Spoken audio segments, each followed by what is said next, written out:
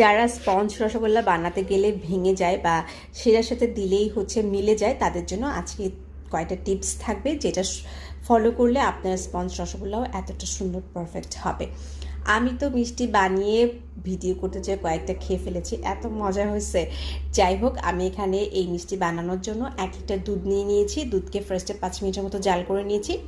এরপরে ভিনেগার আর পানির মিশ্রণ দিয়ে দিচ্ছি। একটা ছানা কেটে নিব। ছানাটা আসলে সবাই কাটতে পারে, এটা তারপরে আমি দেখিয়ে দিলাম যারা না পারে। তবে ছানা কাটার পরে এটাকে জাল করা যাবে না, তাহলে ছানাটা সিদ্ধ হয়ে যাবে। এটা কিন্তু একটা টিপস। তারপরে ভালো মতো পানিটা ঝরিয়ে নিব, আর আমি পানি দিয়ে ধুয়ে নিয়েছি যাতে করে ভিনেগারের গন্ধটা না আসে।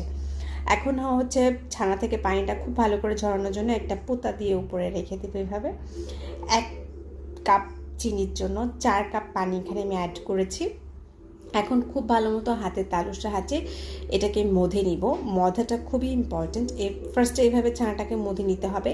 তারপরে যেটা করতে হবে সেটা যে এখানে আমি বাইন্ডিংসের জন্য, যাতে ভেঙে না যায় আর কি, সেরাই দেওয়ার জন্য কর্নফ্লাওয়ার নিয়েছি, ময়দা নিলেও হবে, আর 1 চিমটির মতো খাবার সোডা যেটা সেটা নিয়েছি।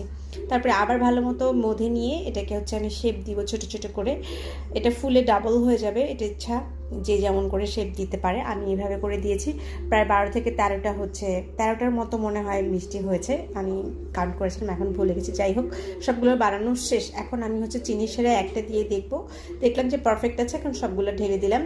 আমি 30 মিনিটসের জন্য এটা কুক করেছি, কোনো ঢাকনা দিইনি, কারণ মিষ্টির দোকানে আমি দেখিনি ঢাকনা দিতে।